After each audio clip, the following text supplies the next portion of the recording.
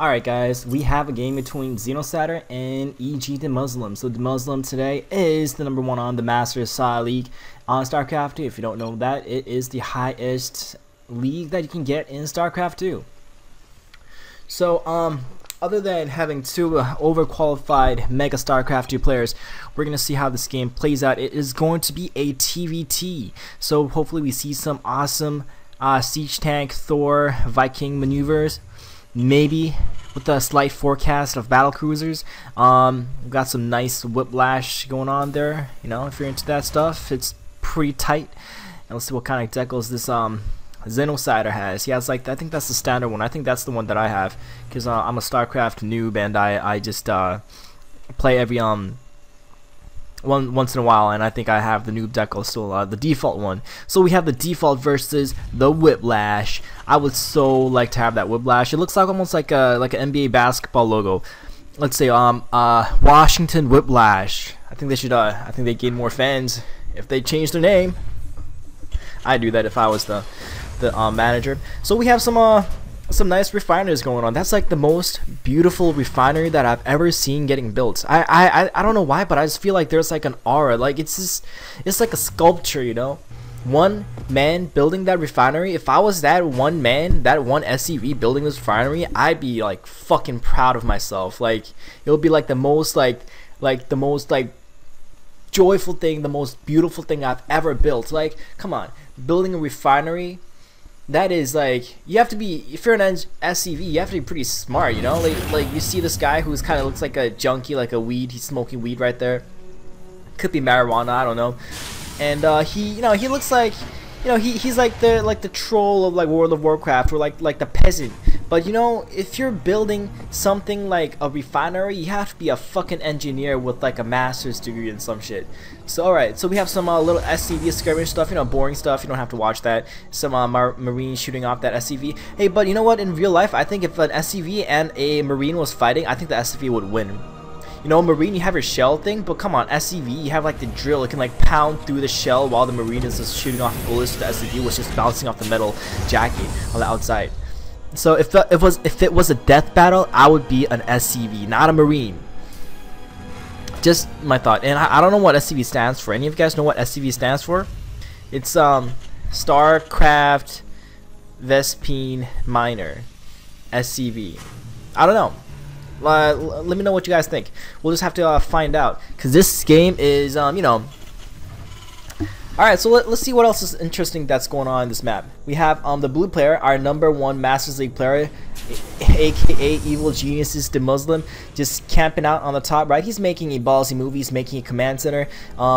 Hey, you know what? If I was an SCV, I would not want to be building one command center. You know what? That would be like a 40-day project that I'm doing on my own. I would not to be like doing that on my own for like 40 days. 40 days, you know?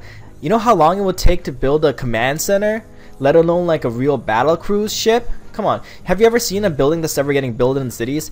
It takes like a fucking year to get half of it done. So you think about this. This is a command center which is fucking huge. It will take like I don't know, like at least 2 years with like 1,000 workers working, you know? You know, the StarCraft universe, I think, is probably bigger than our world, because if it has the capacity to build that big ships and all that stuff, you know, one battle cruiser, that's like the Empire State Building. I have no clue what the Empire State Building, how big it is, but I think it was big. Is it one of the buildings that was like taken out? I don't know. Alright, so we'll just have to see. Alright, these Reapers are just getting pummeled. Shit, son. You gotta move your Reapers. You can't just like leave them there and think they're gonna be alright. Like, come on. You gotta like think on top of your feet. You know, if you put your units that close to the enemy's base, you have to think, alright, if I put it close to the enemy's base, the enemy is going to actually come in and kick my ass. You know, so you gotta pay attention to that shit. And I think it's totally unfair that Reapers get to regen their health and Marines just have to like sit there and like endure the pain, you know? Like, you know what it would feel like to be a Marine with 21 HP and not having any medevac support to heal itself? Okay, now these Reapers are being super annoying. They're just gonna block there. You know what? You know how frustrating that would be to be an SCV seeing, oh, my beautiful sky command center, please go over there and fly over there and land and just start being useful. And then these like two dumbass like jackasses come like from the slums, from the hood, and they just like block it off. And like because of these two jackasses, your entire command center that you've spent like 4 years building can't even land. You know how annoying that would be? I would fucking get my AK and like shoot those jackass retards, douchebags. That's what I would do. Anyways, this drop is getting spotted out in the wild. Will he be able to get these Reapers? No. Like, see these douchebags. Look at them. These douchebags just like walking around. Huh? They're like just like they're like just saying, fuck off, dudes, you can't catch me, we're just gonna here to annoy you. Like, we can't do anything, we can't kill you, but we know what you're doing and you can't kill us. That's basically what's going on. You know, it's like these like two assholes making asshole moves, and this medevac trying to like make its own moves. I don't think it's gonna make anything useful. You know, it's just he can try, but I think if he lands anything, it'll be basically like sacrificial healings. It's like, oh hey, I think this will be a nice strategy, why don't you just land here and like die. Oh, that Widow Mine was seconds away from being planted there. You know what? If this was a Bronze League game or a Diamonds League game, I think that might have worked. But you know, I think in a Masters game, things like that would work once in a while. But if it does, it'll be too boring to watch the game, because that means like, I don't know, it's just not worth it. If he can't block a Widow Mine that's landing right there in front of everybody's face, now that's just kind of boring. Alright, so we got one oh, finally killed one of those douchebag Reapers. What a nice job. I feel good. You know what? That was like a very well played game. Well played strategy. I feel so proud of killing that little Widow Mine there. Did such a fantastic, phenomenal job. I should nominate that Widow Mine for like, I mean that Marine drop strategy for like what they've got. Alright, so we have a scan going down. You know, if you don't want to use a mule and get an extra 300 minerals over the next 30 seconds, then you know that's your choice. But if you want to know what the strategy is going on at the opponent's player's base, then I think that's important too. So what's going on? We have XENOCIDER with medevac play versus EGDeMuslim with a couple of Marines and a douchebag Reaper leading the charge. So I'm actually surprised, because they haven't really put any graffitis down anywhere to mark their territory or whatnot. They're really nice kits so far. So if I was a Reaper, that I would totally carry on some cans and like spray the shit out of everything that I see. Alright, so we have some Marines kind of skirmishing down. They have no idea what's going on, but they think they might be able to do something, so they're going to just kind of scurry around and just stir shit up. You know, they know what the Reaper's doing, so they're gonna follow his lead. Okay, I would love to see the Muslim just like take all these Marines and just like go inside just to see if they can make it, or how far they can make it. I think if they tried, they could probably take out a siege tank. You know, is 20 Marines really worth a siege tank? Maybe, right? Maybe. And these Marines seems like they've gotten almost taken out. I think one medevac has been taken out. And if he lands, I don't think he can land there. Can he? It looks like this is like a landable spot, you know? It looks like he can actually land there, but I don't think he can, so we'll just have to pretend that he can't. Alright, and the medevac's using his energy, just trying to heal the Marines up. You know, I would love to do that, you know, like I like get the hell beaten out of my like mixed martial arts fighting round, and then I'll just go back to my medevac and get back to full HP and come back and like win the round. You know, I would pay, like, if a medevac was real, I would pay like millions of dollars to get it and like use it for myself. You know, instead of getting a soda pop from the can machine, I'll just like go to the medevac and get myself healed. You know, it's like better than steroids. All right, I don't think these Marines will be able to do anything. I don't know if he actually did that consciously. It almost looked like he actually saw the medevacs, and looks like it's gonna get taken down. Oh. Okay, so there was a wasted medevac. If I was the general of that command, I would take the medal away from the medevac and never let him ever fly again, because he just let like 8 Marines down, and like an expensive ship that was probably worth more than everyone in it. But you know, that's alright. That's his decision. If he wants to be a crappy driver and like let everyone die, you know, then he made his life choice. He said, that's what I'm gonna do in life. So you just gotta do what you want to do in life. You know, That's all there is to it. You do what you have to do because you're the man. Oh, and I should probably take this out. Sorry, dudes. Sorry, guys. And one gal. I didn't need to put that. Now I'm gonna spoil the game. We know that there's 13 more minutes left in the game, so we'll just have to see. But we make the best of it. 13 minutes, man. You know what? Seeing two Masters players duke it out for 13 more minutes is hell of a ride. We'll just have to see what's going on, and we have some siege tank plays. Does the Muslim have any siege tanks? No, yes he does, but it's back at his base, which I think is alright. And he's doing some crazy drops, which is actually doing crazy amounts of damage. Takes out a siege tank, which is actually pretty rad. You know, alright, so we have some things blowing off in the random. Oh, second siege tanks going down. I think this is looking pretty much like a successful drop.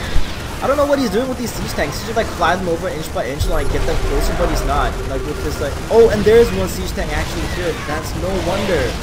No wonder XENOCIDER can't get close easily, and half of his base is just getting like blown out. It's like this is just getting as one-sided as it can possibly get. And I don't know why he didn't. I don't think he had to really load up there. I think he could have held out for like 2 more seconds, but no, he's doing what he's wanting to do. So I'm gonna say he did a rather fair job. Yeah. So all the Muslim has to do is pull back, macro up, and come back in about 5 minutes and win the game. So he is really duking it out. That was like a massive like overhaul of the base. Like if I was an SCV and I saw half the base go down, I'd be like fucking depressed, you know, like 2 decades worth of I don't know, two decades worth of work just like goes down in like 2 minutes. That's like epically terrible, you know? That's devastating. Like, it's like you're an artist and then half of your art just gets burnt down in a hurricane, you know? It's just terrible. And I would love to have like a sensor tower, so I know when my boss is coming by, so I just have to know when to like work properly and stuff. But you know, you can't have everything in life. So if you have a medevac, you can't have a sensor tower. If you have a sensor tower, you can't have a medevac, or you can actually have both if you want, because I'm so baller. You know, whatever you want, right? Do what you gotta do. Make your life decisions. Do whatever the fuck you want. All right. So we have some second drops. He's pissed, you know. XENOCIDER is pissed. The last drop was effective, and he knows it. And oh, wow. Overexcitement over nothing that actually happened. And you know what? I think XENOCIDER is just getting shot down. Oh man, those siege tanks just like went down like they were like pieces of cheese that was like melted 3 days too old and just got like rotten, and the rats smelled it and came and ate it. Man, you know, like talk about drops, man. That's like a scary drop. If I was playing this right now and I was on ladder and I was playing this game versus the Muslim, I'll be scared shitless. And you know what? The one interesting thing is, XENOCIDER actually has like almost the same supply as the Muslim. I don't know, is the Muslim like backing down on his what do you say? His macro? Alright, he just got his refinery taken down. On 3 bases, and this is gonna be terrible because if these Marines go in here, they might actually take it out. But he has a sensor tower there, so he knows what's up. He's just waiting for the Marines to come by, and oh yeah, these Marines will get taken out quite easily, quite dandily. Very well played, very well defended for that part. Except that his main base is actually not mining. There is a reverse drop going on. He should just take out all the supply depots, I think. Actually, it's pretty useless. Let's see what he does. There is a lot of army here. I think he should back off. Or continue to play. I think he can take out these Marines. He's doing a pretty good job of it. Oh, alright. Nice play there. So those Marines will play it away safely. And I think all of the Marines here got cleaned up, and XENOCIDER is actually in the lead. Guess what? XENOCIDER is actually in the lead in terms of supply, 20 ahead. So if we take a look at the units lost tab, let's take a look at that. Units lost. Yeah, XENOCIDER lost actually more, but he actually has more units. I'm not sure how that works, but oh, I think he actually lost some more siege tanks. That's why he's back in the game now. So you know what? If you think you're baller, you gotta come back and play like your father. All right, so we have dudes coming out, you know. if I had that many tanks in my army, I would actually split. You know, I get probably run over. You know, I've been one of those Marines that would be like a straggler. I can't keep up with the rest of the army, and then like one of the siege tanks kind of like bumps me, and I get smashed over and be forgotten.